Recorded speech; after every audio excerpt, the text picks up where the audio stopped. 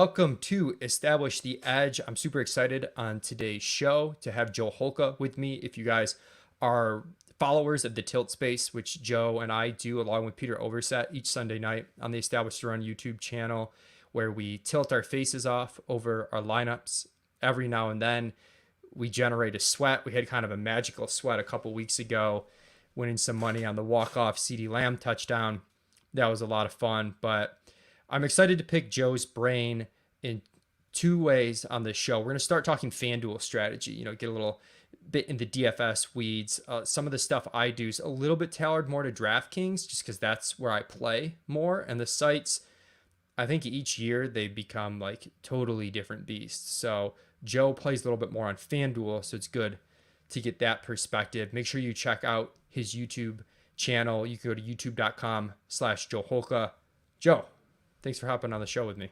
What's up, man? Thanks for having me. This is always a good time to, I guess we're talking for the first time in a while, just not completely like enamored with everything that's happening on the back end on a Sunday, man. So this is a little bit of a different vibe on a Wednesday. I'm a little bit more relaxed, and yeah, man, I'm excited to talk some FanDuel stuff. Excited to talk some marketing, some industry stuff. Honestly, like I've said this before, I like that aspect even more than football sometimes. So this will be fun.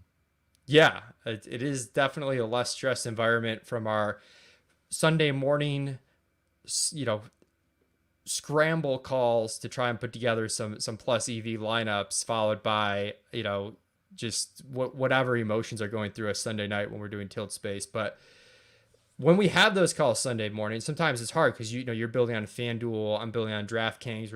We did a FanDuel team last week. Previously, we had just done DraftKings. But the sites are really different. I have a buddy who, he has a lot more success on FanDuel than DraftKings for whatever reason. Sometimes that's randomness. Sometimes that is the way you play. But what do you think, like just off the bat, like what are the key differences?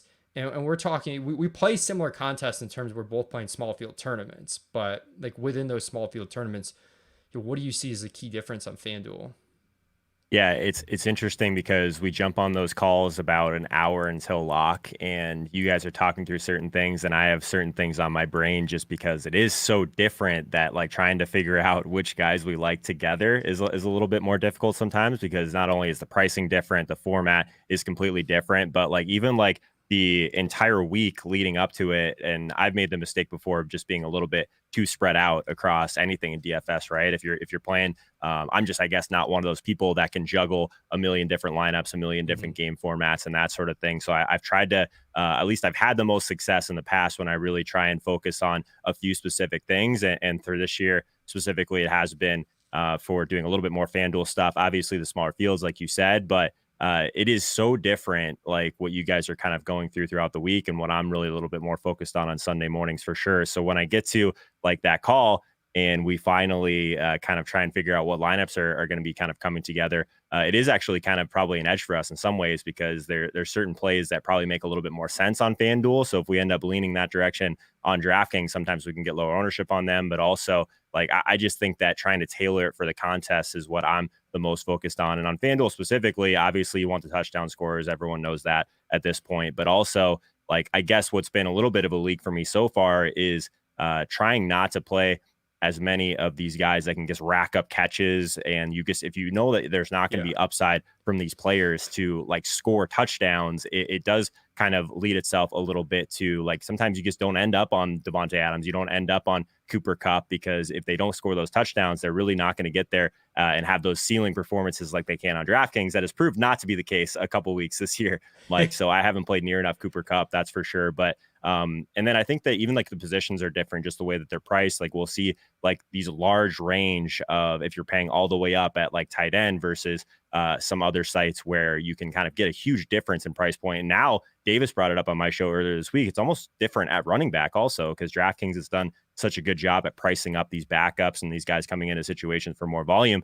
FanDuel at times, like you can play a guy that's going to be like 5,500, and if he gets in the box, you're basically there at the running back position, which without having like these super elite options that we've had in the past. So it's a combination of that, and also it's a combination of like what's going on in this year in DFS, right? We have Derrick Henry, and then we have everyone else, and then we have a couple really elite wide receivers, and then we have everyone else. So it's definitely interesting. You can build more stars and scrubs types of teams just a lot more easily on FanDuel. I feel like every Yeah. single week I fall into like 5 or 6 wide receivers anywhere from like 5K to 6K that I just love. I think they're all great plays, right? So it is a little bit easier to do that as well. But I guess any thoughts on that kind of stuff?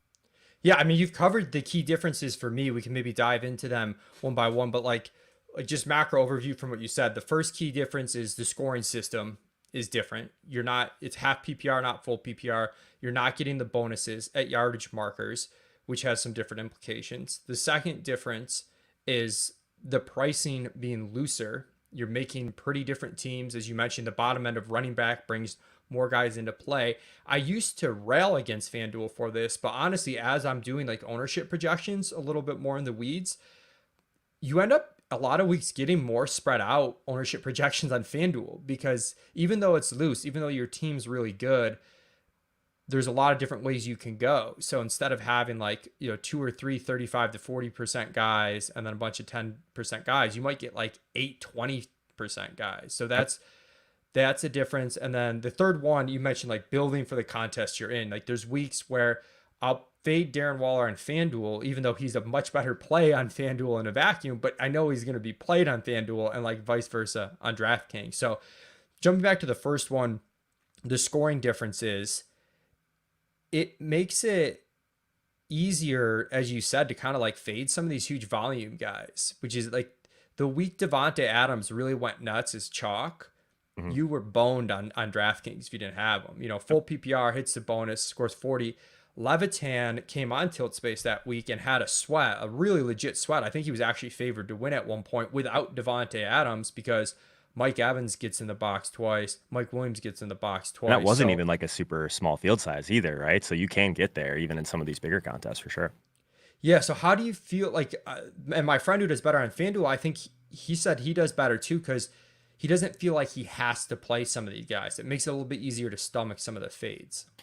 I think there's that. I also think, and you can correct me if you think I'm wrong on this, but I think FanDuel has been really aggressive on like changing prices the next week in comparison to DraftKings. So like we'll see like if Derrick Henry is going to be owned 25%, 30% for like multiple weeks in a row, like all right, who's going to play Derrick Henry at 11K this week? Like they just like bait you into that. And they also have moved up some of these other guys like Cordero Patterson was all the way up to 8K Mm-hmm. last week as well. So we'll see them get really aggressive and moving guys back and forth. I kind of like that because there'll be people that see those price tags and like, oh, I can't play him at that price. So you automatically know that you're going to get some of these really good plays at super low ownership just because the price has moved so drastically. And then it's weird because some of these really cheap wide receivers that their ownership obviously has to be a pretty big impact on how they're moving pricing. It's not even just the scores at this point. So you'll see these guys that stay like in this 5 to 6K range and the volume just doesn't really have them being, I mean, they're like guys like Brandon Cooks comes to mind. He like hasn't been over 6K on FanDuel like the entire year, but the volume has been there. And on DraftKings, they price him up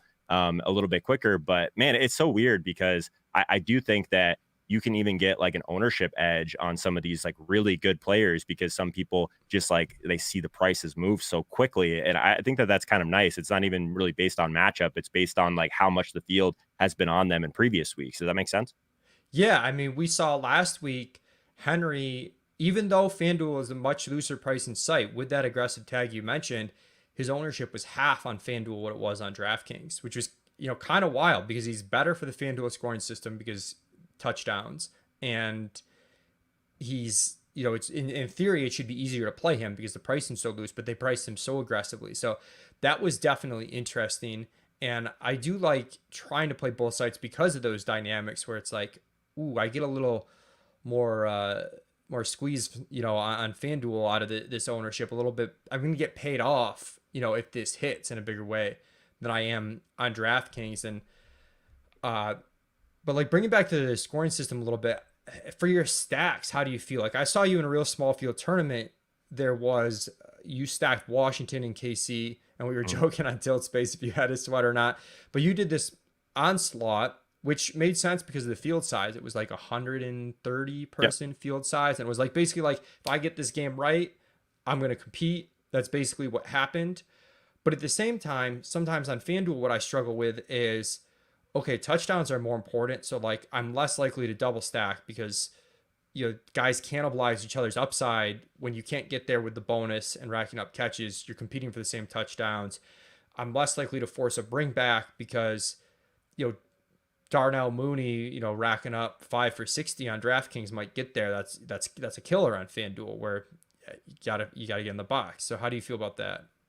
Yeah, there's a few things. I think that the bring back aspect of it is something that I do kind of need to revisit. Obviously, it's been kind of a hot topic with a lot of people. Should you do it? Should you not do it? I like the point that you made about how it really matters on the other side. If it's a team that needs to be pushed, then you probably should be using it a little bit more. But on FanDuel, like you can get different with your one-offs pretty easily, especially if these are touchdown scorers. And I do like to onslaught these games, especially in the small field. That's one of the things that I like about FanDuel specifically is that in my range of buy-ins, playing anywhere from like the 1K down to like the 222 or something like that, there's a bunch of really nice contests that are like 200 people and below, and that's kind of where I want to live. I think that building in these stacks, these double stacks, these onslaughts, yeah, like there's no way those teams aren't alive to win like the Sunday Million or even probably something of the size of like the Monster. That's like, I think it's like 2,500 people or something like that. I'm not really building those teams for that. I'm basically trying to identify a situation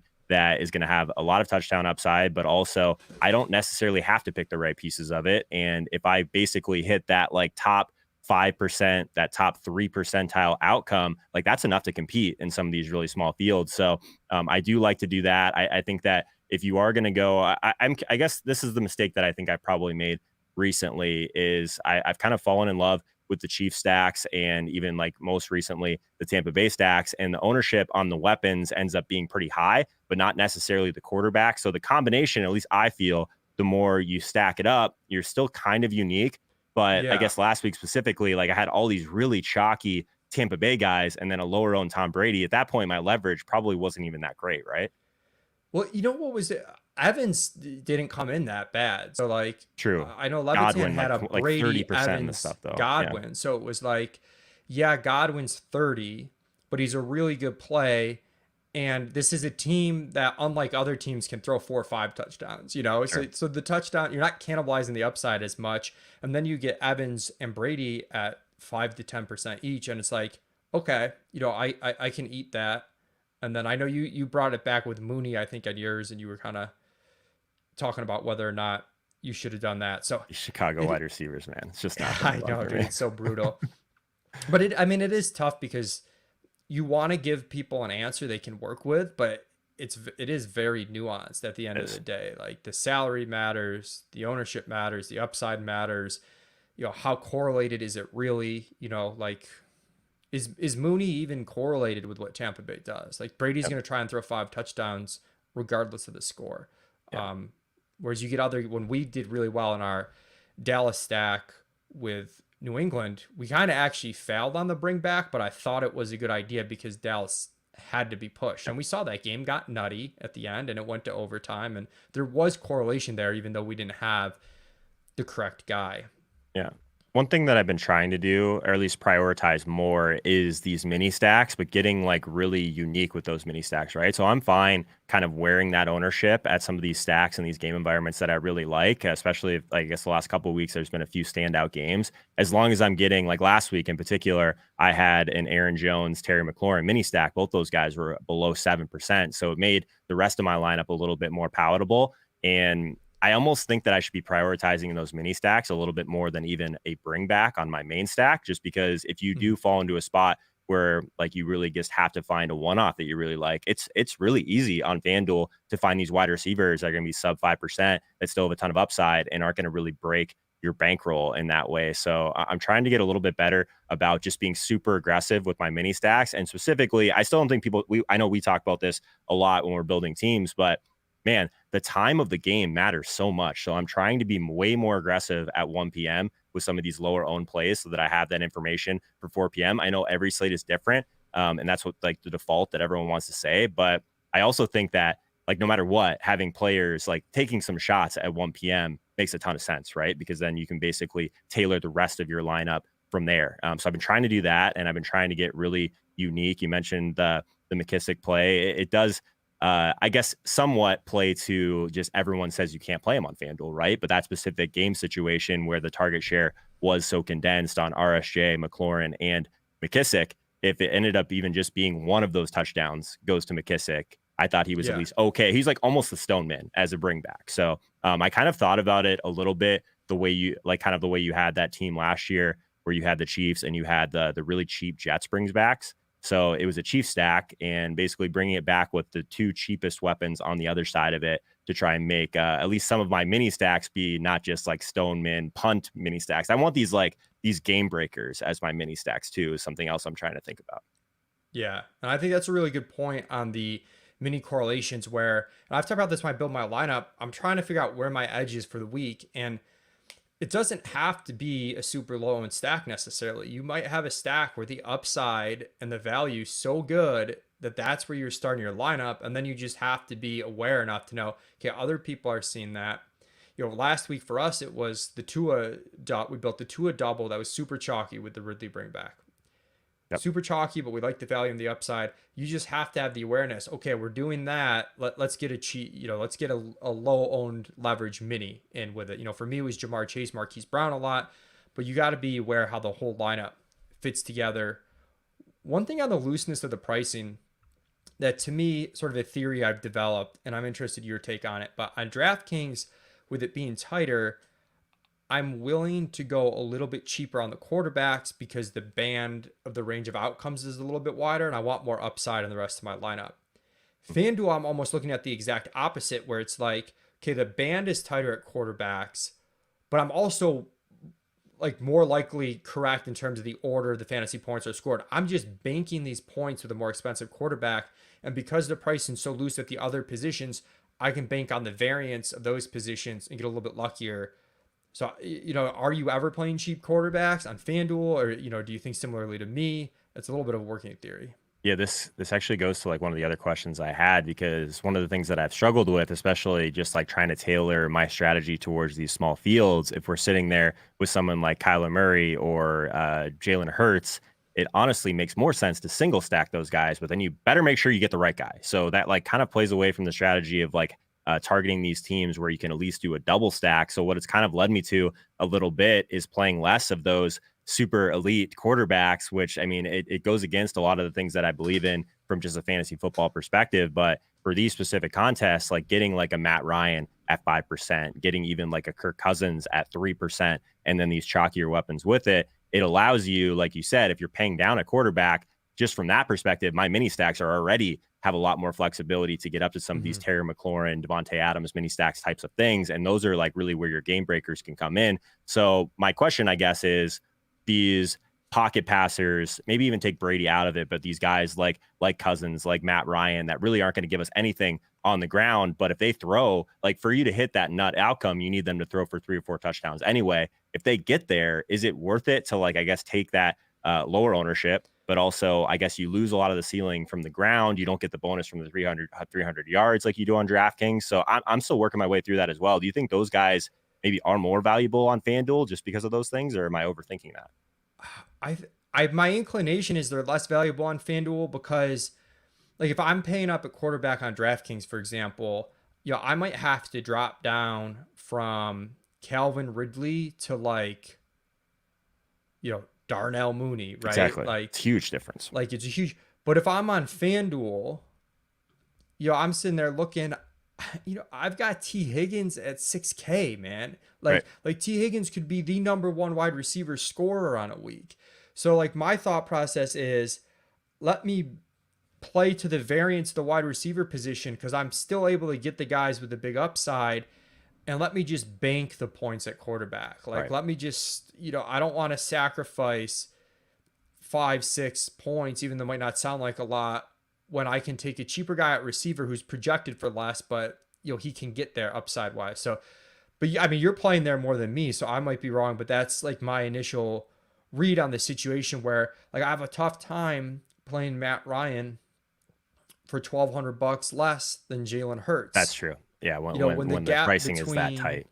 Yeah, the gap between Cooper Kupp and T Higgins is 3,000. It's double that. So I'm kind of like, it's hard for me to not play the expensive quarterbacks on Let me throw this at you. FanDuel. We're talking about like positions that there's a ton of variance and all that sort of thing. Like it is a little bit easier on FanDuel almost always to pay up for Travis Kelce, to pay up for the big dog, just because you can make it work with these high upside wide receivers. But also something that I've been trying to do. And I mean, obviously maybe not working out completely, but from an ownership perspective, it has, is getting up at defense, man. Like you'll get these Mhm. Rams defenses at like 4% when there's like these people are just conditioned to pay down at defense, and there's just like such a large range of outcomes for that anyways. So maybe like the ceiling that I'm getting by paying up at defense isn't necessarily worth it, because I need something to just completely fail for it to be like a differentiator.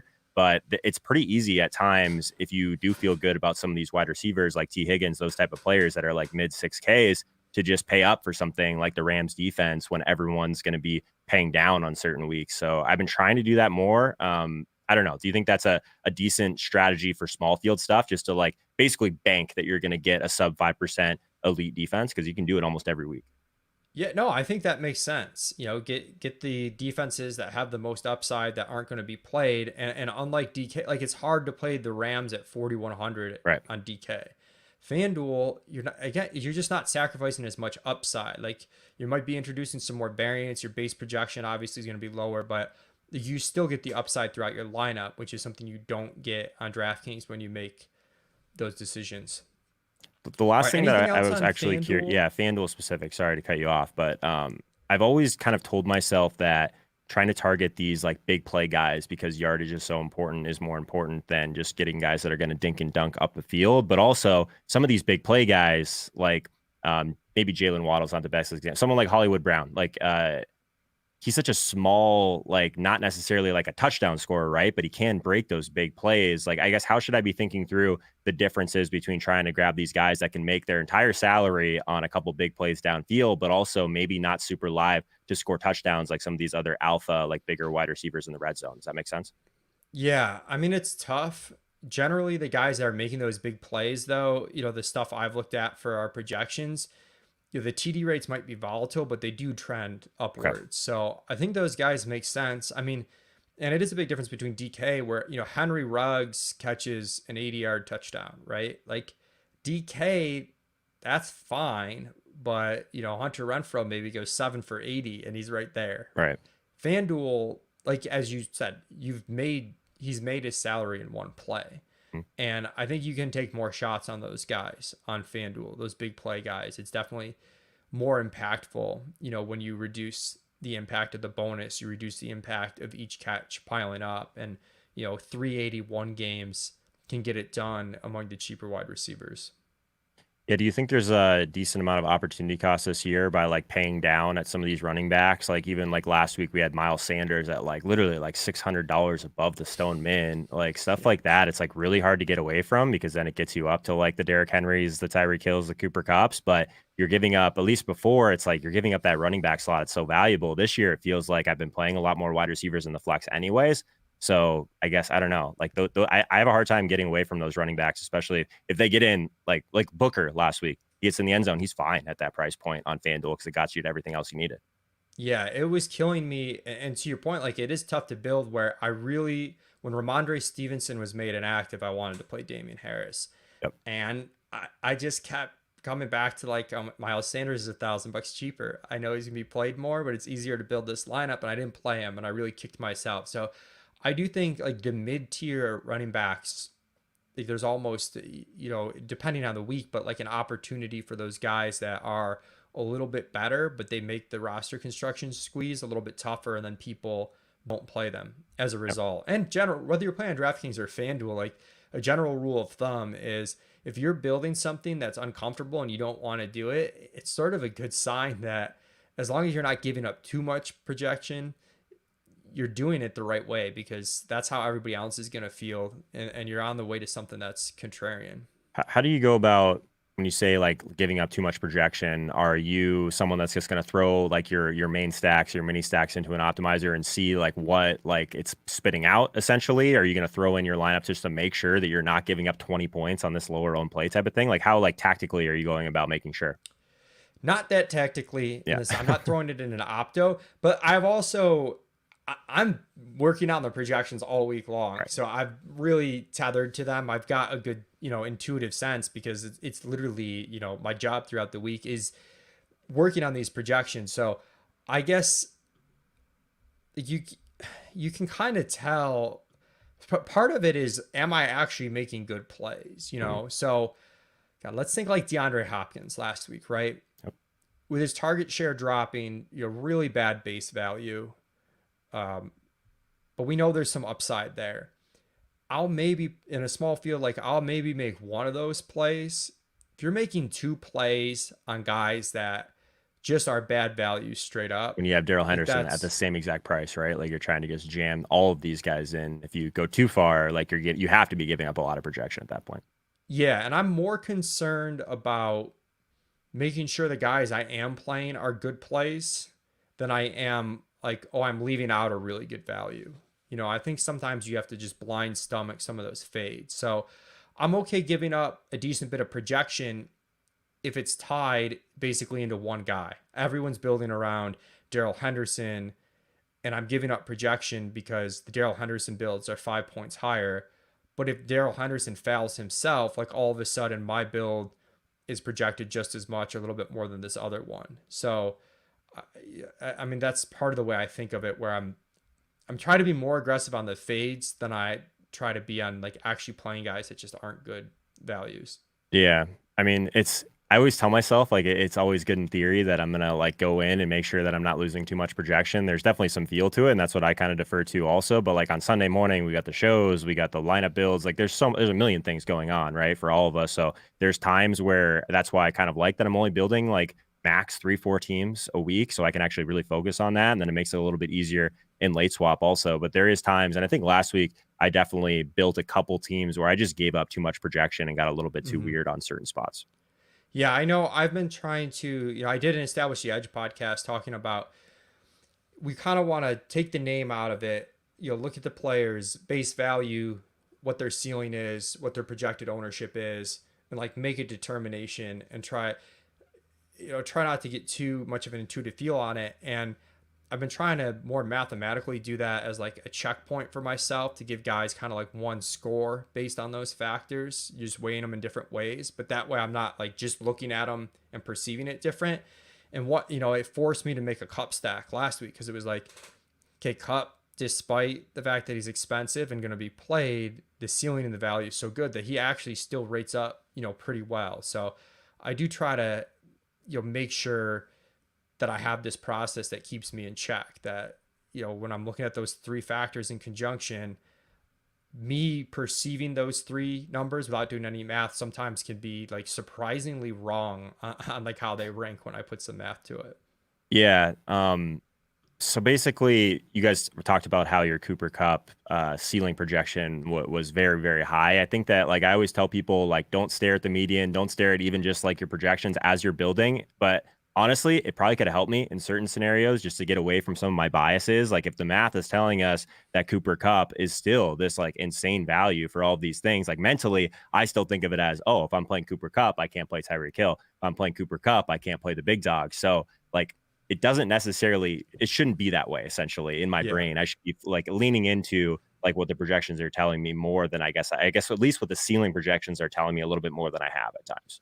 And the other thing with Cup, I'm like getting a little bit on a tangent, like talking about a specific situation now, but I was upset with myself for viewing it kind of like you just said. I'm viewing Cup in relation to these other studs Yep. instead of also thinking, well, Daryl Henderson's twice as owned as Cup. Like maybe I should be viewing Cup in relation to that. And like if I'm getting two really good ceiling value plays on the same team and one guy's half the ownership, like even though relative to other studs he might seem over owned, like that's actually pretty good leverage on the field to play him and not play the other guy. Obviously, the way it turned out, it's easy to say that in hindsight because Henderson flopped and Cup went ham. Right.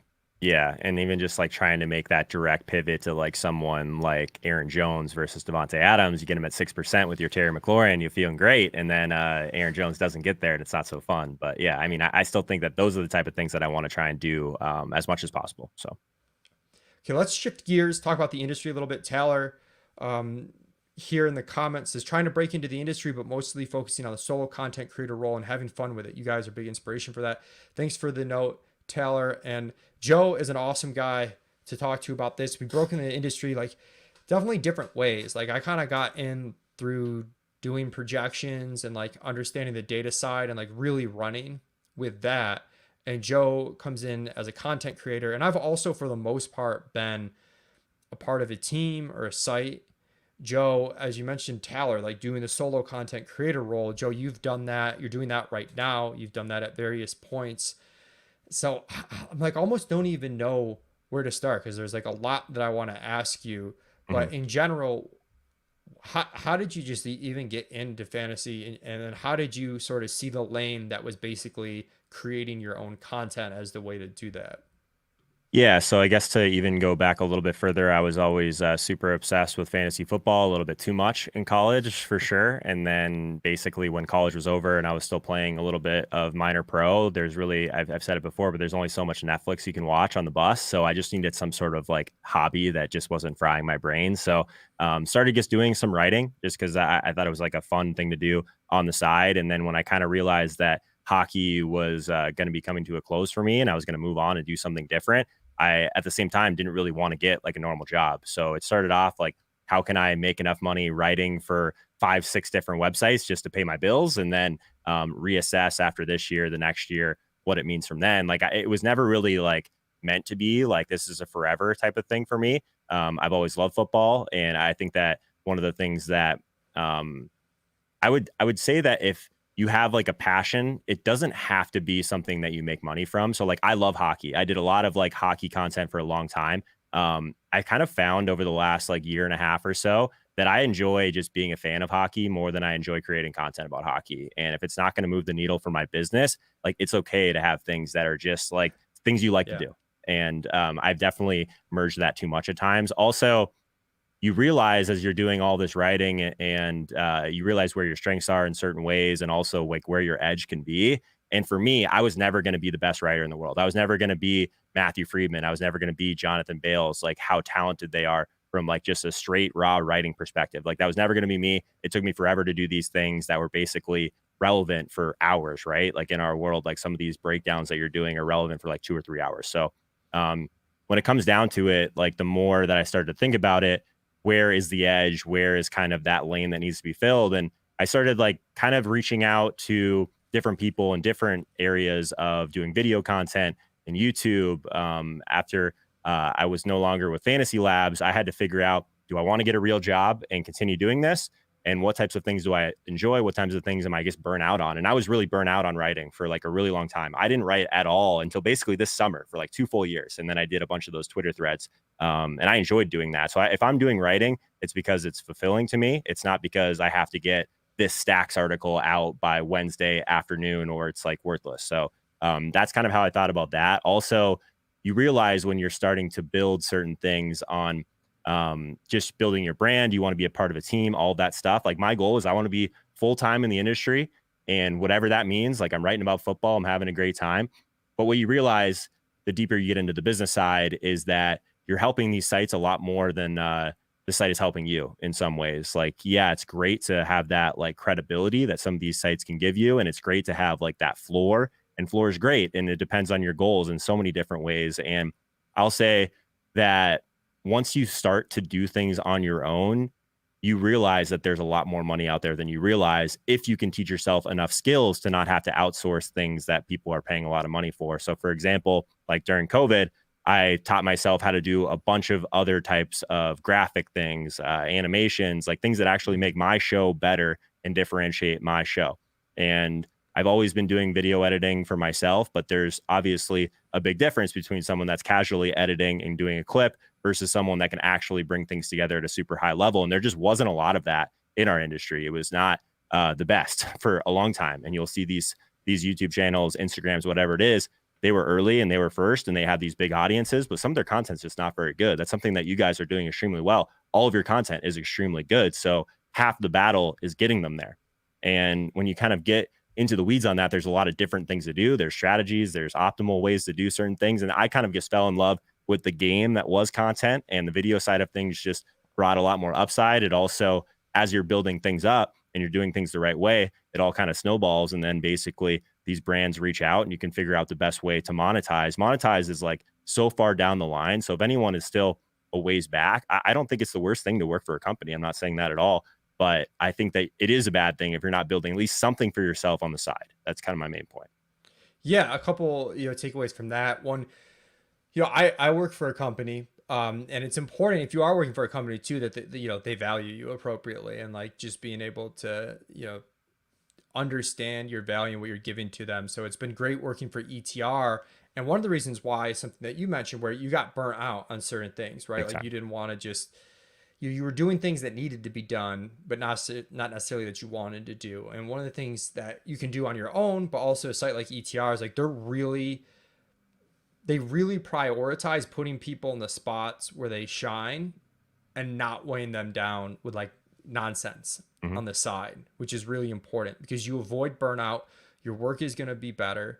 And, it just, and you want to stick there and stay there for a long time. So it's really important. And then the other thing too, you mentioned the industry and a lot of the content out there in terms of the graphics. And I know you were like way ahead of the game on thumbnails and stuff. So do you view one of the edges you have as far as like basically like, I don't want to say optimizing the SEO game. That sounds kind of like cliche-ish, but like sort of something like that where you're really understanding, how the YouTube algorithm works and how to get people there? Yeah. So, what people will know about me that have been around me a long time is that I definitely get a little bit over obsessed with things easily. Like, I don't really know how to do anything halfway anyway. So, if I'm going to do something, I'm going to figure out the best way to do it. And I'm going to try and build a system to do it effectively. So, what it came down to for me was I started consuming a lot of content in a lot of different niches. And we'll even see like gaming, like it is massive, right? And you see the production quality for some of these large gaming channels is just so next level. And even like some of like the business YouTube channels out there. So you see things that like in other niches that are working extremely well. There's also a ton of really good content out there to figure out what types of things work. So it's the same thing in DFS where like we're doing all this research to figure out how to put ourselves in the best position. There's tons of good free information out there to figure out how to build certain things in content that will put you in a position to be in front of more eyes. So it's really just a matter of trying to do research, but also figure out what's worked in other niches, right? So then when you do that, and you see certain strategies that are working for other people, and then you look at our industry and like no one was doing it. Like no one was like, we had tons of stuff out there that was just cookie cutter and it all looked the same. And really there was no differentiation and it really wasn't anywhere near where some of the content has gone in other industries. Right. So I wouldn't even say that I've like done anything groundbreaking. I'm basically just doing things that I know work in other industries and trying to basically parlay that into things that I'm doing. And then trying to do stuff live is helpful because there's a little bit less post-production. I obviously do a lot of stuff with guests as well, which is helpful because a lot of times they're doing some of the work for me. They're bringing me what topics they want to talk about. We have a very like structured, they're on the show every single week at the same exact time. So the producing aspect for me isn't really that time consuming. So it's just basically getting that framework in place to where everything is ready to go. And I do my research basically on the guys that they want to talk about. And it really like simplifies everything. And then by the time I get to like week 4, week 5, I kind of know where my system is and where my templates are. And basically it's just off and running. So like this is the time of the year where I finally can kind of take a breath because I have everything in place. I know what content I'm going to do. But I also this year wanted to make sure that I had a little bit more flexibility to like even yesterday, I did a Twitter thread that I haven't done all year. And I was just, I wanted to do it. I want to be able to do things that are fulfilling to me. And I don't want to have someone to tell me that I can't do that. So I wanted to have time to be able to make TikToks and like do stuff like that on Tuesdays and Wednesdays that maybe if I was working for a company, I would have to get my waiver wire article out and like bullshit like that. So like, I just like, I want to be able to have creative flexibility to kind of test things and do things a little bit differently. Yeah. And listen to you talk about the consistency of the guests and the shows that you have. It reminds me of James Clear's book a little bit, Atomic Habits, which he talks about you get 1% better every day and you see those exponential returns, and it's kind of flat for a while, but eventually it goes way up. And I think about that with you in terms of making sure the thumbnail quality is good and always getting it up, like these things that seem small but they add up over time, and consistently doing that. And then when you take a step back, part of that is you got to think long term. And I don't know if it was Bales who said this, but there's the saying is play long term games with good people, basically. And that's whether you're doing content yourself, I'm working with ETR. That's exactly what I feel like I'm doing, is playing long-term games with good people. The priorities are in the right spot. We're having fun. We're putting people in a position to succeed. You're doing that for yourself too, Joe. So I know that's a No, little no, you're, vague, you're you're but totally right, man. It's more or less like one thing that was great about kind of doing stuff not on my own for a significant period of time is that I made like a lot of relationships, right? Like I didn't really have that direct connection with my audience that I feel like I have now, but just meeting people and just knowing that if you're working hard, people notice, that sort of thing. It's really important. And now, like I learned from Peter a lot too, right? Like Peter is so creative and so good in almost everything he does. Like we would never be, we're not really even ever competing, right? Because we do a lot of different types of things. And I learned a lot from Pete. We kind of bounce ideas off of like thumbnails, titles, that sort of stuff. He's much better at a lot of that stuff than I am, but it was like a learning process for him too, to realize that like if you do these things that are quote unquote like GTO, whatever it is, like it does stack on top of one another. Like you're figuring out what parts of your videos that people are leaving, what types of thumbnails people click on more often. It's sometimes just as simple as that. Like people think that it's like this elaborate plan, but it's really just tweaking things along the way. And one of the things that I really value about Pete is he doesn't really care about like getting huge. He just wants to do stuff that he wants to do, and he wants to do it with people that he wants to do it with. So it never feels like a job at that point if you're having conversations with people that you really like and you really care about. So basically all of my guests, like they're people that I know really well. I've met almost all of them in person. I've known them for a long time, and they have really like substantial audiences, and there's stuff that they do for me along the way that I obviously really appreciate. And it just all stacks on top of one another. Like if they're retweeting out a clip that I do on social media, maybe 2 or 3 more people find my show that wouldn't have found it otherwise. So like being able to do, I guess for anyone that's listening to this or watching this, the biggest way, or I think the easiest way to grow, is to figure out how to collab with other people that have bigger audiences than you that you really like and that do good content. Because after you get them in there, you have to keep them there, right? So it's 2 wars that you're basically doing. You're trying to get people to click on your videos, whether that's through a thumbnail or a title, and then you're trying to get people to stay there because the content's really good. And then I guess the third aspect of that is funneling people there organically on other platforms or whatever it is through different audiences, and doing collabs is by far the best way to do that. I would just say find people that you can grow with. So what's nice about like Pete and I is we've done a lot of stuff together, but we were basically the same size. Like maybe it was I had like a head start on him, but he's going to pass me at some point because the stuff is so good. So it's not really a competition at that point. YouTube is going to basically, if people watch my videos, they're probably going to get suggested a Peter video at the end of one of mine. If people watch Peter's videos, they might be suggested by YouTube to one of my videos. It all kind of comes around, and it's not as much of a competition as people think. yeah, and the intrinsic value aspect of it too that you hit on, like one of the questions I think people ask, it's not necessarily the right question to ask, like, oh, where do you see spot for people to like grow in the industry and stuff? And like, well, I think that's helpful. At the end of the day, people have to be doing stuff that they find intrinsically valuable, because that's going to make the content good. That's going to prevent burnout. That's going to allow them to stick with the long game. So that's really important. And as you're talking about Peter, I'm just thinking me, you, Peter, not to sound boastful, but we know what we're talking about, like we have, and not necessarily mean that we're like the best players or anything, but we have this familiarity on an expert level of what goes into playing DFS and what goes in. So that makes Peter's comedy hysterical because it's so relatable, because we like the community feels like, oh, he's one of us, Right. you really get it. And it's the same thing with your content and like me providing advice, whether you agree with the specific advice or not. Like, this is, it's almost like a skin in the game thing, but you can spot when someone doesn't really play DFS or doesn't. Mm-hmm. So like you want to get in, you have to come with it from, I guess, like pure intent is going to lead to, much better content, and your audience is going to be way stickier because it's going to resonate a lot more with them. Yeah, and we're not afraid to be like self-deprecating at times too, because like we lose all the time, right? Like everyone does that's doing this at a high level if you're doing the right thing. So like being transparent about that, and I've always said that like if I had to like turn it on to go on a show every day to like be a completely different person than I am in real life, it's just so hard to do. It's mentally exhausting. I just want people that watch my content that if they saw me at a Vikings game, they could come up to me, tap me on the shoulder, and we can go have a beer together. Like I want it to be relatable. I want it to be real, because I just don't have the energy to put on like a face. Like sure, like if I'm doing like my content and I'm hosting something, it might be a little bit different than having a conversation like this or just hanging out on the tilt space. But like, it's still like, I still want it to be me when it comes down to it. And if people like that, that's fine. I would say that if you're watching or consuming people that say they have all the answers, and like, that's just like the last people that you should be listening to, in my opinion, because it's just not reality. There's tons of people. I guess I still have some moral issues with this sometimes too, Mike, because we do all this stuff and knowing that there's tons of people out there that watch our content that don't make money, right? Like that mentally kind of sucks in some ways. And I don't want to like make it feel over glorified in some ways, because yes, we do have a lot of experience doing this.